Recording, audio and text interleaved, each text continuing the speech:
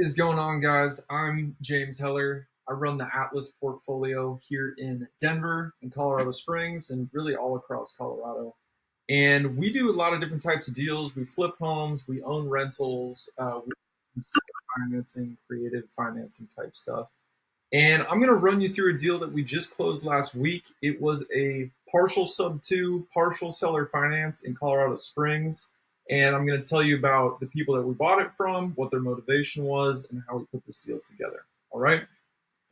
So, first off, a little bit about the home. It was a 3-bed, 2-bath townhouse, and it was actually listed on the MLS. So, we do a lot of off market transactions, but this one happened to be on the market, and it sat there for around 60 days.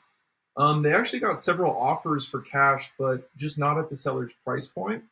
And so they just said no, and they were just letting it sit, and that was it. So we checked in a few times across the course of a few weeks, but eventually they were really ready to go. And the property really didn't need much updating. It's a little bit dated, as you can see from the photos, but kept in really good shape. Totally rent ready, totally turnkey, just not like up to the nines, completely renovated throughout. So one of the big questions that I ask the sellers is what are your plans for the proceeds after you sell, right? Because that makes a big difference on the direction that we go, what offer we're going to make. And in this case, they didn't really have any plans for the money. And I said, are you going to go buy a boat? Are you going to go buy a Ferrari with the proceeds? No, no, we're just going to throw it in a savings account or a CD or something like that. And that was basically it. So they just wanted to take the money, put it into savings, earn some interest on it, and whatever. But they weren't getting their asking price. And so they had a little bit of motivation to consider some other avenues besides just taking a cash deal. So that's how this worked. A little bit on the numbers here. So they were asking 360,000. They had a mortgage of 194, and that was at 2.99%. So it's a really good interest rate. That was for 1138 PITI, so including taxes and insurance. And then because it's a townhouse, there was also a $202 HOA. But that covers some of the utilities and stuff. So I personally don't mind an HOA for rental. I just factored into the monthly payments.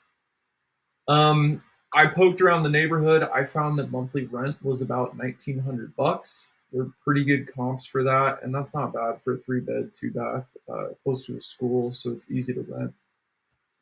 And so I just did some math. I took the rent and I subtracted out the PITI and the HOA, and I figured, okay, well, we have about $550 a month margin to play with, basically. And so the problem that a lot of people run into when the mortgage is much lower than the asking price is, okay, what do you do with all the seller's equity, right? Because here they're asking 360, their mortgage is 194. Well, I'm not going to pay them 166,000 in cash, right? That doesn't make any sense for this deal. So then the question is, what do you do with that? Well, like I said, they didn't really have any plans for the money. So I asked, hey, are you willing to take payments over time if I can get you the amount of money that you're asking for, right? And they actually said that they would consider that. And so I always start just assuming it's going to be a flat principal only payback, meaning 0%.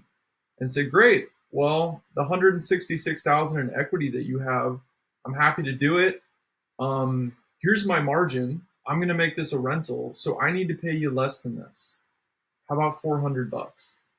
They actually wanted a lot more than that, but once I explained the numbers to them, it made sense, and they were actually open to the 400. Strangely enough, they were open to taking it just annually. You'd be surprised how many people are open to that because they don't want to collect $400 every month, right? And be responsible for tracking and accounting.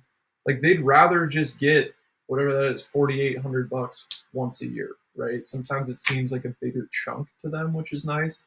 And it gives you a little more cash flow during the year, which is great. And so I pitched this at 0%.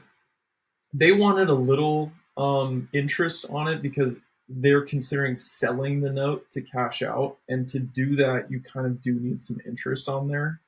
And so they said, hey, listen, we want at least 1.5%, which I'm like, great. Okay, that's not that bad. And we actually agreed on a lower number with that interest rate. So they knocked 20 grand off for 1.5% interest. And I just ran it at 10 years. This is actually a 10-year balloon on this note. And it ended up being the same, right? So it doesn't really make a difference to me. Doesn't really make a difference to them. They're all good. So this is kind of how we went back quite a few times to figure out what would make sense. But at the end of the day, they were happy with 146,000 at 1.5% with monthly payments of $400. That's like 40-year amortization, right? So that's like way longer than a bank would even give you. And then basically at year 10, they get paid out whatever's left on that note. So that is basically how the deal works. So at the end of the day, I mean, $400 a month, and you saw we only had 550 margin. It's not like it's a huge deal, right? I mean, it's $150 a month cash flow, which probably gets eaten up by operating expenses and other things. But this is a zero down deal, right? You own this townhouse basically without any money into it, no repairs needed, it's ready to go. You just stick a tenant in there, and that's it. So here's some final thoughts about how this works, but it's a zero down deal, and you're only getting maybe a tiny bit of equity, maybe a small bit of cash flow, but the property is turnkey, and there's equity pay down over the next 10 years, along with the tax advantages, right? Tax advantages are huge because you can claim depreciation on something like this, and you might save yourself 20, 30, maybe more $1,000 this year in tax advantages that you put $0 down on, right? That's amazing. So, a couple tips: make sure that you work together to understand the seller's objectives, right? In this case, they didn't really care about having the money up front, but they did want certain monthly payments. They did want it paid off in a certain amount of time.